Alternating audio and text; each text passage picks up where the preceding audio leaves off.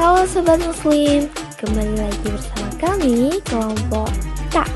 Di sini kami ingin mengenalkan kepada kalian mengenai kewarisan dalam Islam. Anyway, apakah sobat-sobat di sini mengetahui tentang kewarisan dalam Islam? Jika belum, kami dari kelompok K ingin mengenalkan lebih jauh kepada kalian mengenai kewarisan dan kearifan dalam Islam. Enjoy watching. Ini Sarah. Ini Sabrina. Ini Verda. Ini Reni.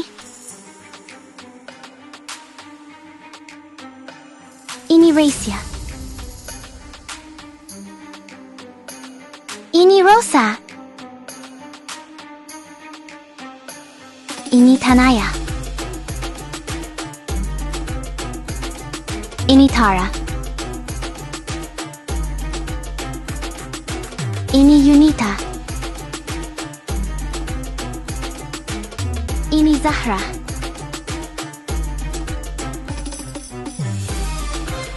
Nah, teman-teman, poin yang pertama kita bahas yaitu poin A, ketentuan kewarisan Islam. Sebelumnya, apakah kalian sudah tahu apa itu mawaris?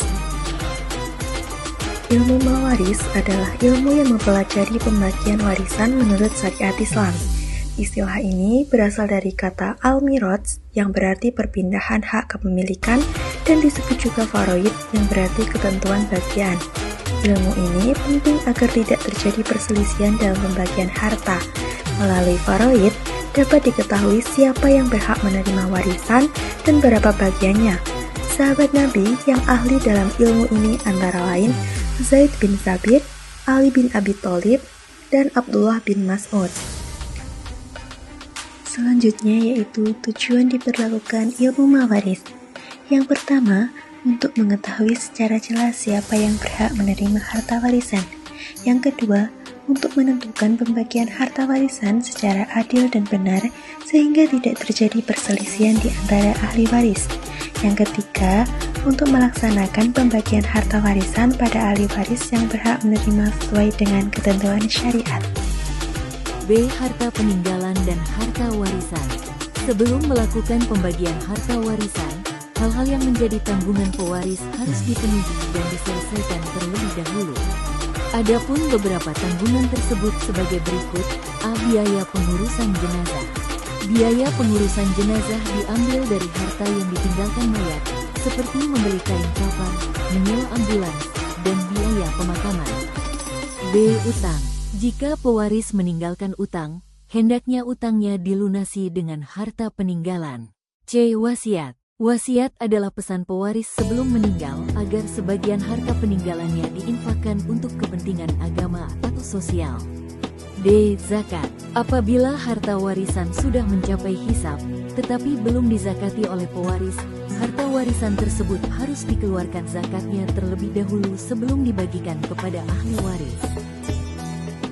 Poin yang ketiga, sebab-sebab terjadinya kewarisan. Poin yang ketiga, sebab-sebab terjadinya kewarisan. Yang pertama, penyebab seseorang berhak mendapat harta warisan. A. Karena hubungan keturunan atau kekeluargaan, nasabiyah, wal qarabah. Ketika seseorang memiliki hubungan keluarga dengan pewaris, tidak memandang laki-laki maupun perempuan, orang tua maupun anak-anak, seperti ayah, ibu, dan anak. B. Karena hubungan pernikahan. Sababiyah, pernikahan yang sah menimbulkan adanya saling mewarisi antara suami istri selama pernikahan tersebut tetap utuh. C. Karena hubungan pembebasan budak wala. Wala adalah hubungan kekeluargaan yang timbul karena memerdekakan seorang hamba sahaya atau budak.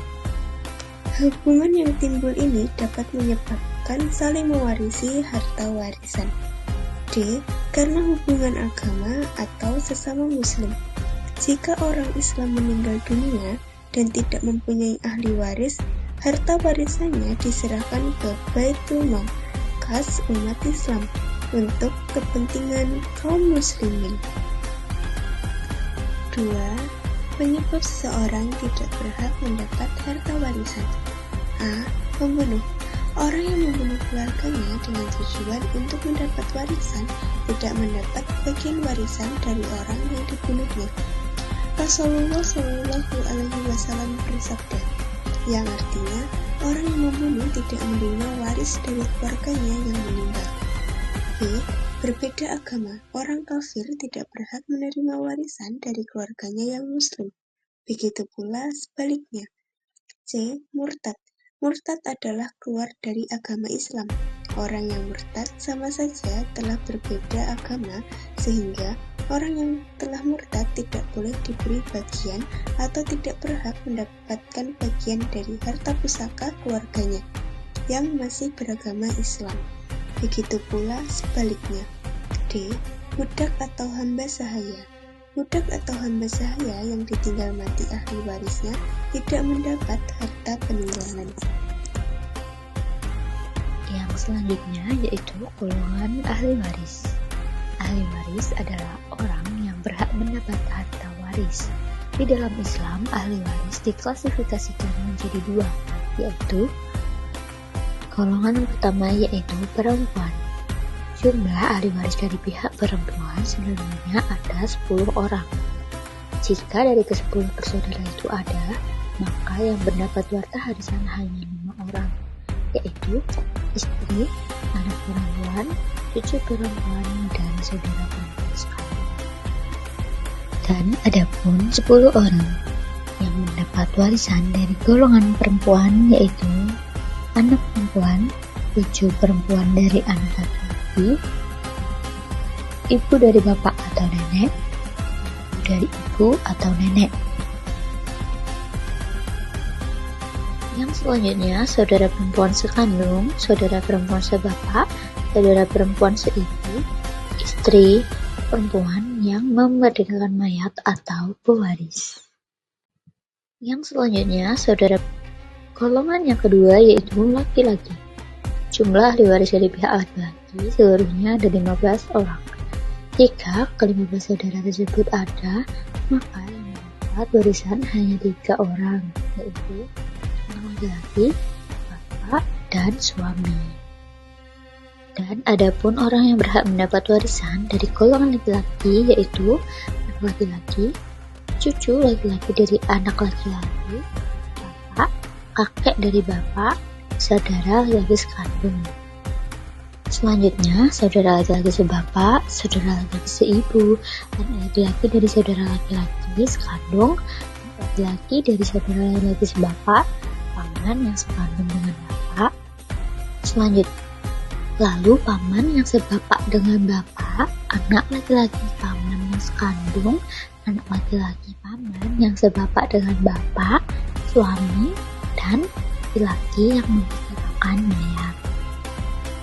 Lalu paman yang dan jika 25 orang ahli waris semuanya ada, maka yang berhak menerima hanya 5 orang sebagai berikut. Dan bapak, ibu, anak laki-laki, anak perempuan, dan suami istri. Ahli waris Zawil Furud dan Asab. Zawil Furud. Zawil Furud adalah bagian ahli waris yang telah ditentukan dalam Al-Quran.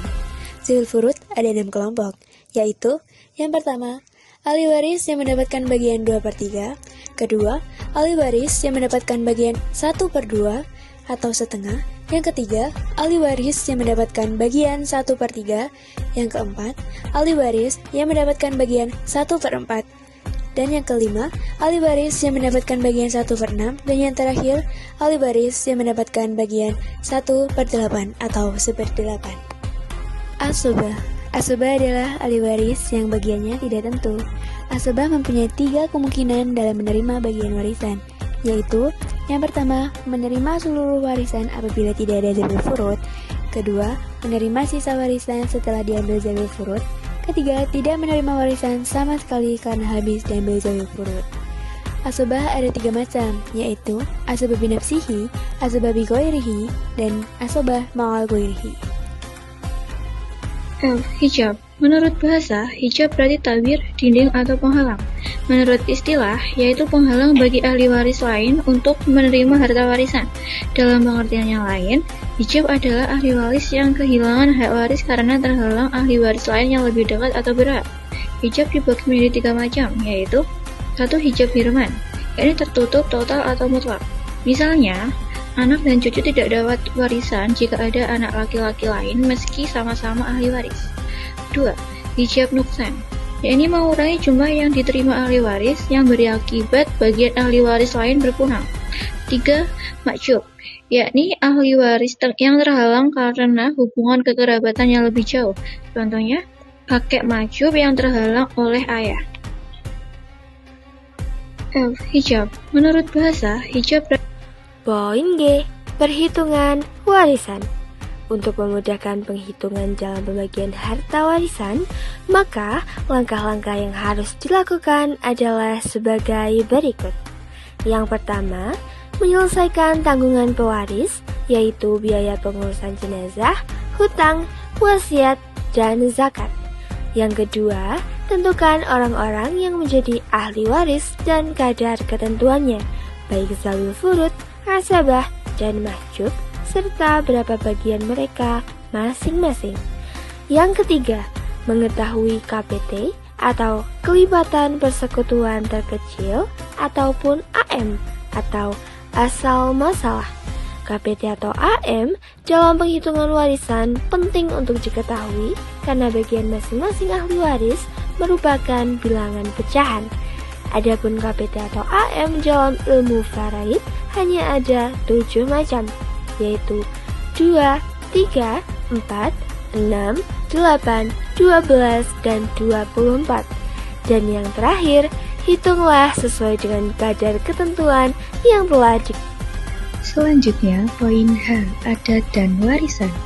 Menurut hukum adat, ahli waris adalah mereka yang paling dekat dengan generasi berikutnya yang menjadi bagian besar keluarga yang mewariskan. Adapun persamaan dan perbedaan antara adat dan warisan. Yang pertama, yaitu persamaannya. Ahli waris laki-laki mendapatkan bagian 2 kali lipat dari bagian perempuan. Waktu pembagian dilakukan setelah dikurangi biaya pengurusan mayat. Yang kedua, yaitu perbedaannya. Dalam hukum adat, anak angkat berhak untuk menerima warisan, sedangkan dalam hukum Islam, anak angkat tidak berhak untuk menerima warisan. Selanjutnya, poin H, adat dan warisan. Menurut Poin yang terakhir, penyelesaian sengketa waris. Pembagian harta waris terkadang menimbulkan sengketa. Penyebab adanya sengketa ini pun beragam. Misalnya karena penguasaan harta warisan oleh ahli waris tertentu. Dalam Undang-Undang Nomor 7 Tahun 1989, Bab 3 Pasal 49 berbunyi, Pengadilan Agama bertugas dan berwenang memeriksa, memutus, dan menyelesaikan perkara-perkara di tingkat pertama antara orang-orang yang beragama Islam di bidang perkawinan, kewarisan, wasiat, dan hibah yang dilakukan berdasarkan hukum Islam, wakaf, dan sedekah. Bertitik tolak dari Undang-Undang Nomor 7 Tahun 1989 itu, maka wewenang pengadilan agama dalam hal warisan ialah: yang pertama, menentukan siapa yang menjadi ahli waris. Yang kedua, menentukan harta mana saja yang menjadi warisan. Yang ketiga, menentukan bagian masing-masing ahli waris. Dan yang terakhir, melaksanakan pembagian warisan. Gimana sobat? Sudah paham materinya? Oke, kalau gitu kita lanjut ke kuis. Kita akan ada 5 pertanyaan. Bagi yang ingin menjawab, bisa memberikan kode dengan mengangkat tangannya. Bagi 5 penjawab yang tepat dan juga cermat akan mendapatkan reward nantinya. Baik, apakah sobat sudah siap? Oke, yuk kita mulai.